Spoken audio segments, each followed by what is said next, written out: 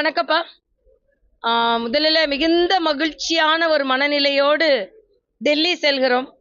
ஏனென்றால் மரியாதைக்குரிய பாரத பிரதமர் அவர்கள் 3வது முறையாக ஒரு பலம் வாய்ந்த பிரதமராக இந்த நாட்டை பலம் பொருந்திய நாடாக மாற்றுவதற்கான முயற்சியில் தொடர் முயற்சியாக அவருக்கு வெற்றியை தருவதற்கு இந்த 3வது முறையாக அவர் பிரதமராக பதவி ஏற்பதை மகிழ்வோடு கண்டு கழித்து அவருக்கு வாழ்த்துக்களை சொல்வதற்காக சென்று கொண்டிருக்கிறோம்.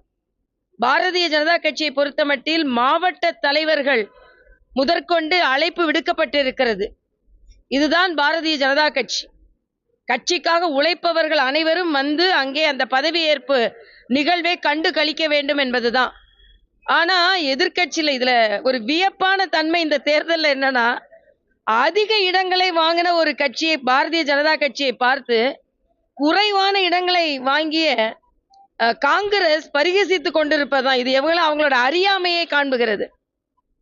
சிதம்பரம் சொல்றாரு, கூட்டணி ஆட்சியெல்லாம் நடத்த முடியாது, கூட்டணி ஆட்சியை நடத்துவது சிரமம்னு சொல்றாரு. அவர் அப்படிதான் சொல்லுவாரு. ஏன்னா அவங்களுக்கு கட்சியை நடத்துறதே சிரமமா இருக்கு. ஆக கட்சி நடத்துறதே சிரமமாக பார்த்து கொண்டிருப்பவர்கள், அவருக்கு காங்கிரஸுக்கு அனுபவம் இருக்கான். காங்கிரசின் அனுபவம் வேறு, பாஜகவின் அனுபவம் வேறு என்பதைத்தான் மரியாதைக்குரிய பாரத பிரதமர் நிரூபித்துக் கொண்டிருக்கிறார். அதனால வளர்ச்சி திட்டங்கள் எல்லாம் தொடரும். தமிழகத்துல ஸ்டாலின் எப்பவுமே இந்த தப்பை தான் செய்வாரு. எதிரணியிலே இருந்து கொண்டு தமிழக மக்களுக்கு கிடைக்க வேண்டியதை எல்லாம் கிடைக்காமல் தமிழக மக்களுக்கு எப்பொழுதுமே துரோகம் செய்து கொண்டிருப்பார் சுயநலத்திற்காக. அதே மாதிரிதான் இந்த முறையும். அதனால தமிழக மக்களுக்கு, எங்களை போன்றவர்கள் எல்லாம் தமிழக மக்களுக்காக போராடி என்னென்ன திட்டங்கள் கொண்டு வர வேண்டுமோ அதையெல்லாம் மக்களுக்காக செய்வோம். நாங்கெல்லாம் மக்களுக்காகத்தான் பணியாற்றுகிறோம்.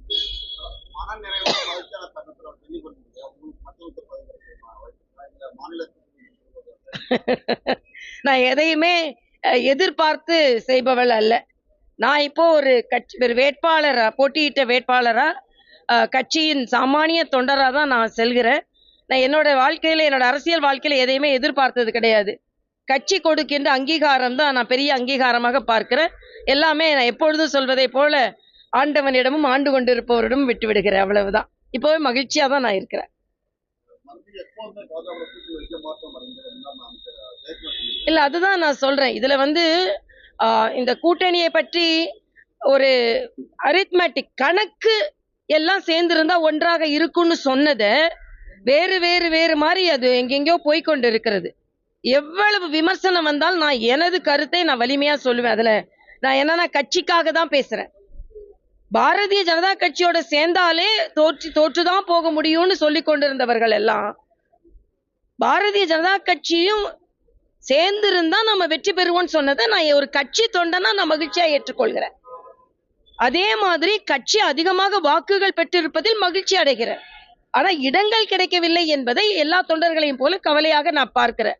எங்களுக்கு இடம் கிடைக்கவில்லையே என்பதை விட எந்த பலனும் இல்லாமல் காங்கிரசுக்கும் திமுகவிற்கும் அதிக இடம் கிடைத்து இருக்கிறது என்பதுதான் கவலை.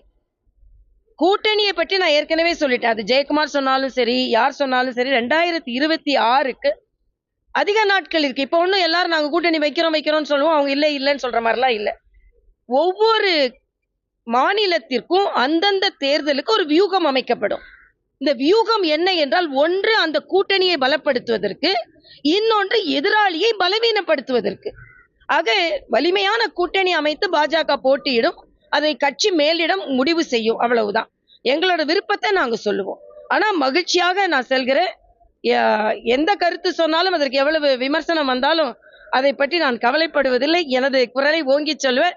இன்றைக்கு எனது மனநிலை, மரியாதைக்குரிய பாரத பிரதமர் அவர்கள் இந்த நாட்டை இன்னும் 5 ஆண்டுகள் மட்டுமல்ல, இன்னும் வர ஆண்டுகளில் ஆளப்போகிறார் என்ற மகிழ்ச்சி என்னை உண்மையிலேயே மிகவும் மகிழ்ச்சி அடைய செய்கிறது.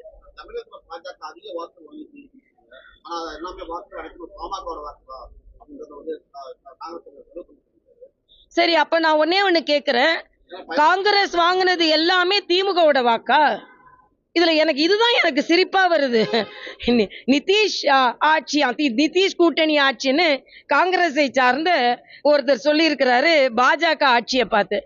அப்ப நகர் 28 பிட்டு துணியை வச்சு நீங்க ஒரு போர்வை போத்திக்கிட்டு ஒழுங்கா நடந்தவங்களை பத்தி நீங்க குறை சொல்றீங்க. இப்ப செல்வ பெருந்தகை பாஜகவிற்கு வந்த ஓட்டு பாமகவிற்கு ஓட்டுன்னா, காங்கிரசிற்கு வந்த ஓட்டு அனைத்தும் திராவிட முன்னேற்ற கழகத்தின் ஓட்டு. இதை ஸ்டாலின் மறுப்பாரா நான் கேக்குறேன். அப்பெல்லாம் தனியா நின்னுட்டு போயிருக்க வேண்டியதானே. செல்வ பெருந்தகை தனியா நின்னா எந்த இடத்துலயும் டெபாசிட் வாங்கியிருக்க மாட்டாங்க. ஆக அப்படிப்பட்ட ஒரு கட்சியை வைத்துக்கொண்டு திராவிட முன்னேற்ற கழகத்தின் தோளில் ஏறிக்கொண்டு இன்னைக்கு பாஜகவை விமர்சனம் செய்வதற்கு அவருக்கு எந்த தார்மீக உரிமையும் கிடையாது. ஆக திமுகவால தான் அவங்க ஜெயிச்சாங்க. திமுக மட்டும் இல்ல, அவங்க கூட்டணி கட்சியினால தான் அவங்க ஜெயிக்கிறாங்க. அதனால செல்வ பெருந்தகை அவரு எனக்கு சிரிக்கிறதா என்னன்னு தெரியல, அவ்வளவுதான்.